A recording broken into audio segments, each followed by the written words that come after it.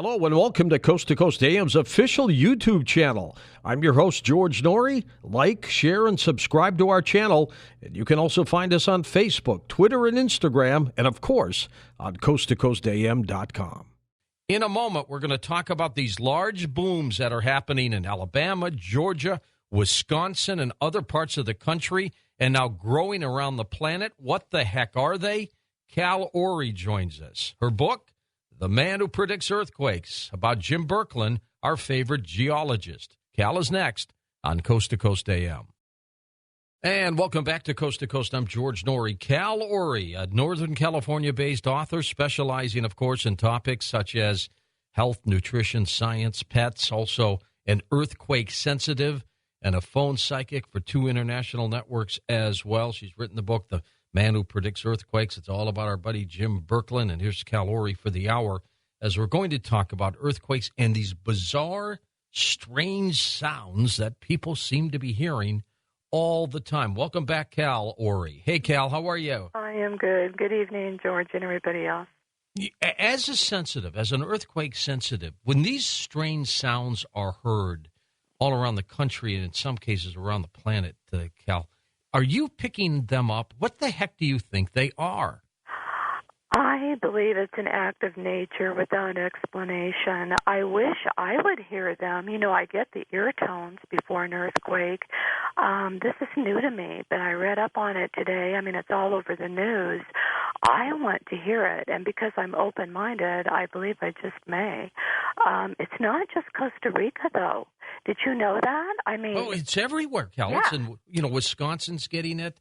It's in Alabama. Georgia's had it. Yeah. Years ago, there was what we call the Kokomo hum in Indiana. It's all over the place. I'm wondering if something's happening to the planet. Is it cracking from within? Yeah, I like the way you say that. I definitely think something's happening, and I think these are cues. They're signs. As an intuitive, my gut instincts are telling me it's not man-made. Something bigger is going to happen, and I do believe that it could definitely happen this year. I'm not going to say that the world's going to end, on the first day of winter, 2012, but I'm just sensing something bigger than we've experienced that will make the quake in Japan, the quake tsunami, seem like small in comparison. Something big is on the horizon. I just feel it. And this humming, it's a sign. It's just a sign. Even though it goes back to 1999, I read. And in January 9th through 12th, Canada, Sweden, Hungary, Denmark, it's not just the United States. So you're right, the whole planet. But I see danger. I feel danger because of it. I don't feel calm thinking about it, to be honest with you. Well, I got to tell you, Kel, a lot of people have been for the last 18 months or so feeling very strange, and they're acting different, and I can't put my finger on it. I don't know if we're dealing with the impending feeling of an earth change, which is what you feel, or there's something else afoot, something that we're feeling, something on an intuitive level, whatever that may be. But you believe it's more earth changes related, right? Probably. I really am a big sci-fi film fan. And, the movies like The Happening and was about toxic plants that actually attack people. And then the movie with Nicolas Cage, Knowing. Oh, I love that movie. Love that. I know. So do I. The Whispering People. And both of these movies, they have the mysterious sounds that we don't know. The wind and The Happening and Knowing, the whispering, the aliens. I don't really believe it's UFOs, but I did read that this did happen in New Mexico. So it made me think. I'm not opposed to believing in aliens. It could be, but I'm going to hold my ground and say it's an act of nature without an explanation. And I do believe that it's something Earth-related, definitely Earth-related, something big, maybe a pole shift. We've all been waiting for it. Things like that happen in cycles. I just believe something's going to happen to the continents. Well, do you believe in the Gaia theory that the planet's alive? It's an organism. It's real. It's funny you say that. I was thinking that before I went on air today. Yeah, definitely. Without a doubt. What if the planet is moaning? What if it's in some kind of excruciating pain? I know it sounds bizarre, No. but if we believe the planet's alive, why wouldn't it do that? And maybe it's trying to communicate with us. That's interesting. That's intriguing. I believe Mother Nature's just going through changes, and changes are coming, and it could definitely happen this year or in our lifetime. It's ignorance or, naivete to believe that the world isn't going to change anymore, that our planet isn't going to change anymore. It constantly changes, but I just sense, again, something bigger, much bigger than any of us have experienced is on its way.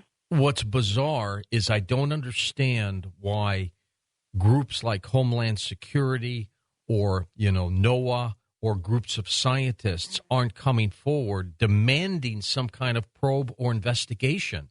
Why aren't they involved in this, Cal? How do you know they aren't? Good point. Secretly, undercover, they just don't want to scare us? Without a doubt. Go back to me being the sci-fi film person. Usually they don't want to tell the people, because what happens? What if we told everyone tonight this is definitely happening? Again, we've had this conversation, George. What would happen? They panic. You know totally. And what would they do? They would go to the stores. They would hoard. Excuse me. They would get guns. We'd run out of gasoline. We'd run out of guns. We'd run out of bread, milk, you name it. Stay with us, Cal. We're coming back in a moment. We'll talk a little bit more about this, get more of your take on what you think is impending. Plus, we'll take some phone calls right here on Coast to Coast AM. Well, next hour, Richard C. Hoagland joins us. He's in his laboratory right now getting ready for the show, so get ready for that. And welcome back to Coast. I'm George Norrie. In 1989, geologist Jim Birkeland predicted the San Francisco earthquake. And, Cal, you felt some very strange things, too. Tell us about these weird anomalies. Well, there were so many things going on, and I was in contact with Jim at the time. And he was on edge. He knew something was happening, and I was witnessing it at my own bungalow on the peninsula in the Bay Area. I had seismically sensitive critters. My cat, I had a Siamese cat, and she was indoor only. With the foreshock, August 8th, she moved outdoors. She would not come inside until October 17th, when the 7.1 hit. Plus, a week prior of October 17th, my yellow lab, she started pacing in the front room, the living room, and lifting up her head in a really weird way. Like she was a hummer, like these people, she could hear something that we couldn't. And animals are so sensitive. And then the morning of that major quake, it was so scary. I still have flashbacks of it. My cat, another cat I had, he wouldn't eat. So I was getting a lot of signs. And today, if all that happened, I would be totally in preparation mode. Back then, I didn't know that I was that intuitive for earthquakes. So it was a lesson for sure. But well, do you think the animals sense an earthquake, or they just sense something, they just don't know what it is? No. Jim Birkeland has taught me, he suggests that dogs and cats are able to detect minute changes in the Earth's magnetic field. Okay. So, and same with dolphins, salmon, sharks, even the honeybees that get disoriented. And a lot of times before a quake strikes, animals will get disoriented, and that's why they flee. And that's why Jim Birkeland has gone to counting lost dogs and cat ads. And the higher they go, that means the more apt there's an earthquake going to happen, because the cats get disoriented. Or they can stay home and be like Velcro animals. My dog was actually acting very clingy the other day, but we just had a 3.5 near here. So it's possible, but not, a definite. A lot of scientists don't believe that animals can sense oncoming quakes, but a lot of sensitives and animal people know that they can.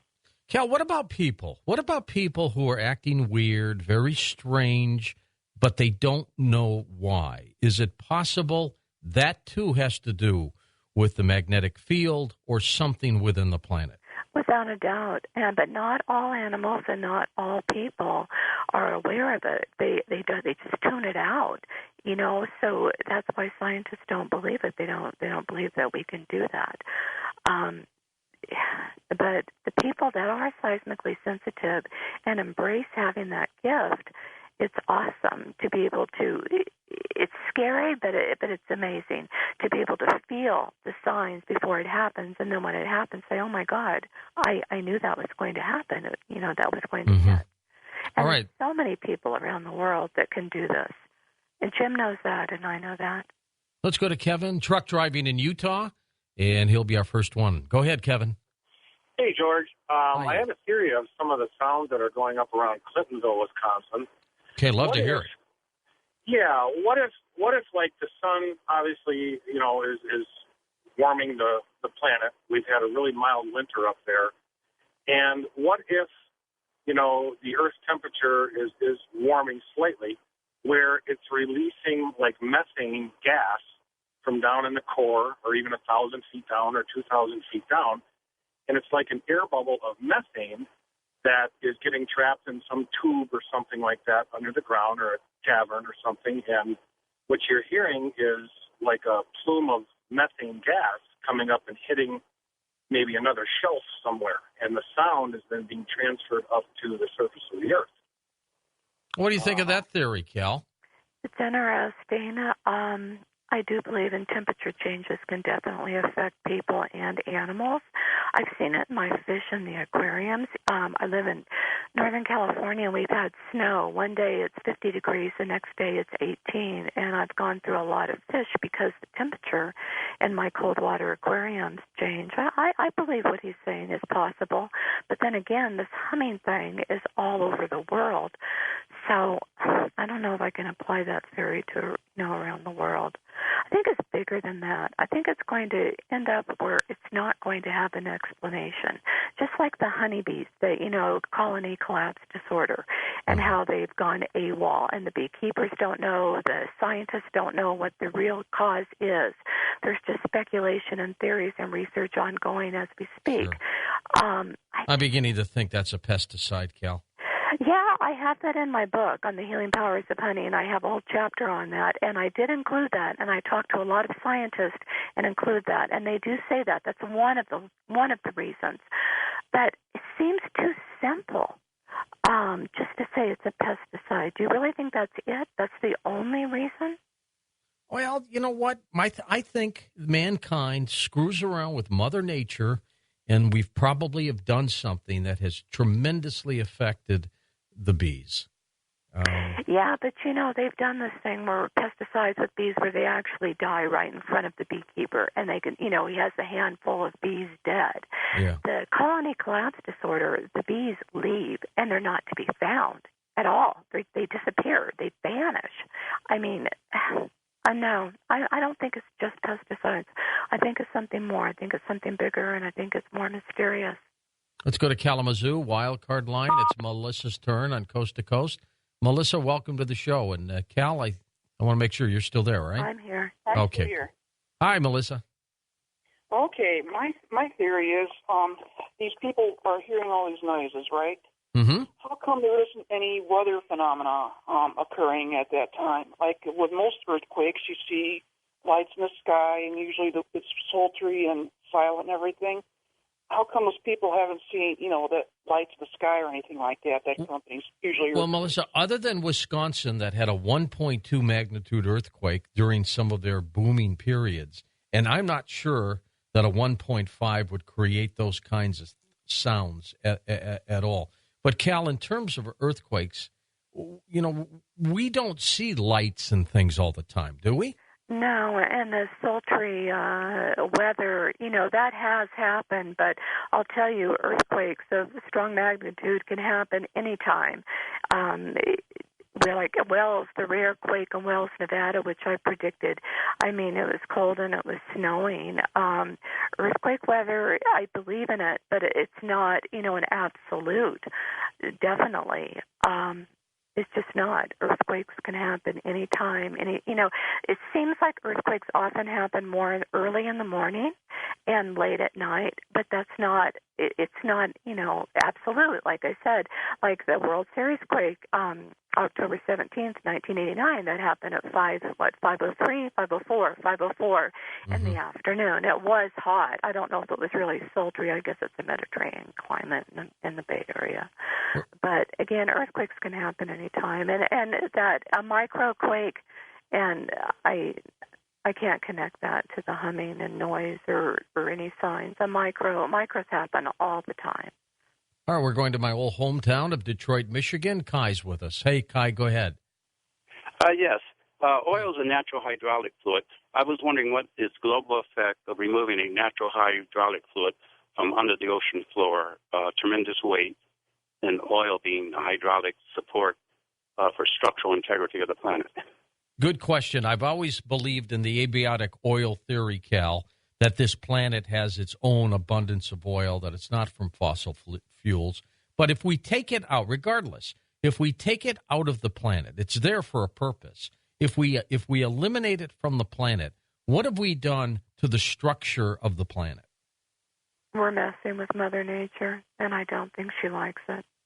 No, not at all. That's the simple answer. The big one is we could be screwing up the planet, huh? Exactly, definitely, 101%.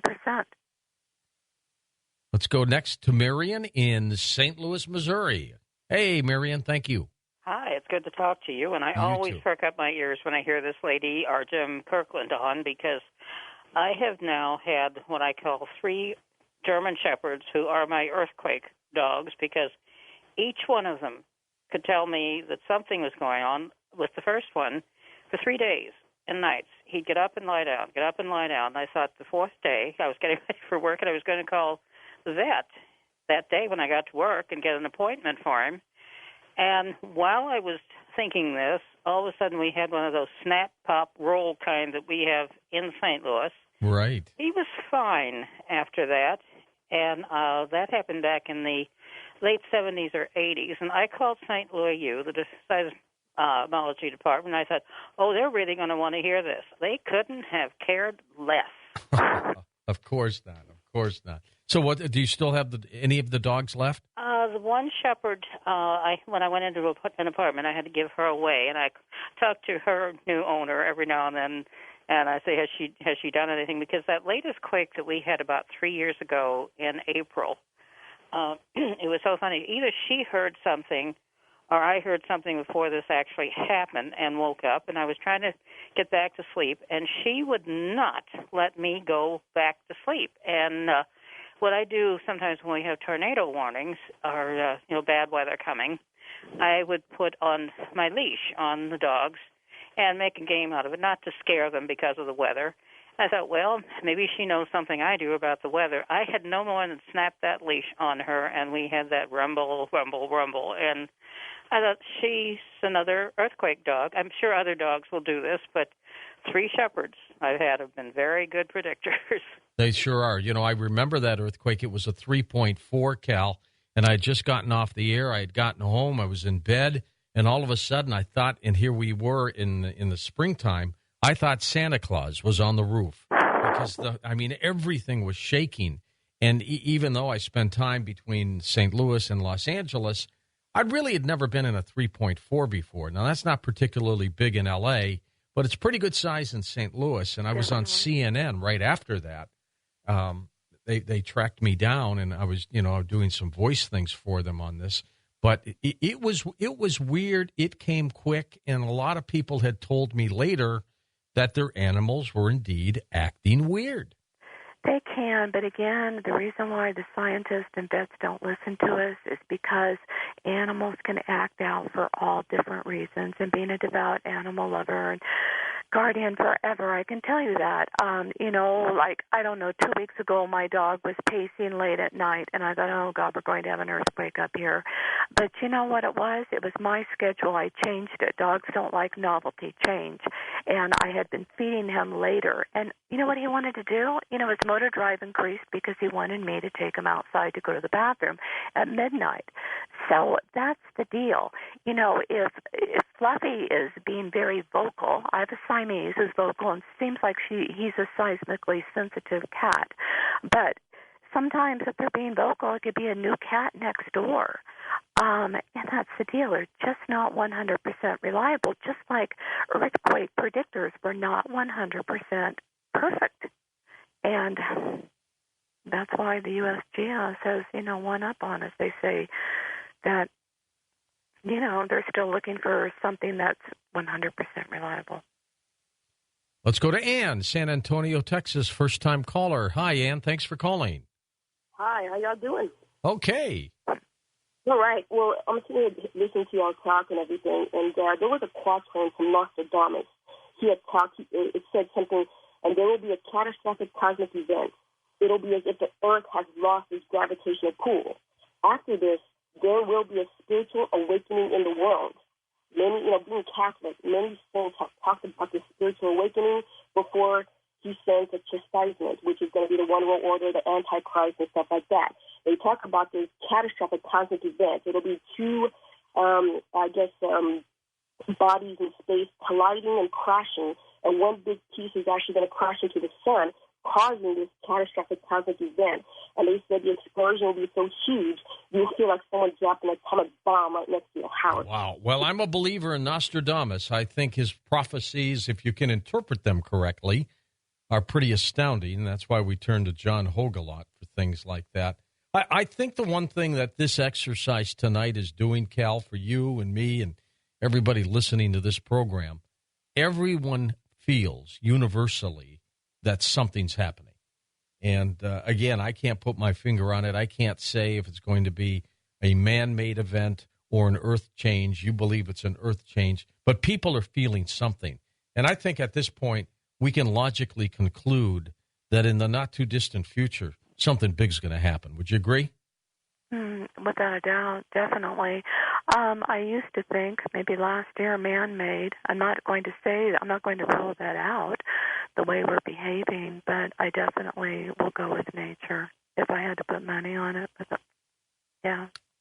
Well, and Mother Nature sure can wallop a big pack, huh? Definitely. Or pack a big wallop. Definitely. Well, let's go to Catherine in Pasadena, California. Hi, Catherine. Go ahead. Listen, I was listening the other night. Remember when John Leary, of course, George, I don't know if you heard this, John Leary had said that what caused the tsunami in Japan was that an A-bomb had been set off in the ocean. And to me, the thing that makes sense is that kind of activity on the Earth's crust is going to cause problems. Now, that's been over a year since the tsunami. And now we're having all this, action-reaction situation. I just can't help but believe that activity would certainly cause the Earth's crust to react. What are your thoughts? Well, Cal, do you think something like that could cause an earthquake? I believe in the trigger effect. I believe in cycles. I was a little bit shocked at a 9.0 for Japan, but I believe that history repeats itself. And ironically, you know what this coming Friday is Good Friday, right? Back in 1964, we had a great quake in Alaska. And I really still say, like I said on March 5th on your program, the West Coast is in danger. And I'm not saying definitely Alaska. I'm talking about the whole west coast of North America. To say that Japan caused it, they could have maybe weakened something or a trigger effect. It's normal for them to have aftershocks like they have been recently. You had me on, I think it was in November, October last year, talking about a seismologist, and I agree with what he said, that he definitely believes that Japan will have a very strong aftershock, maybe even an 8.0 plus that could cause devastation, especially if it's closer to Tokyo.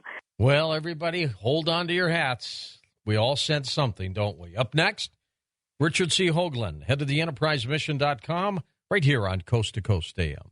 Thank you for listening to Coast AM on our official YouTube channel. I'm your host, George Norrie, and don't forget to visit the Coast Insider membership area on coasttocoastam.com, where you can access our past, upcoming, and classic shows.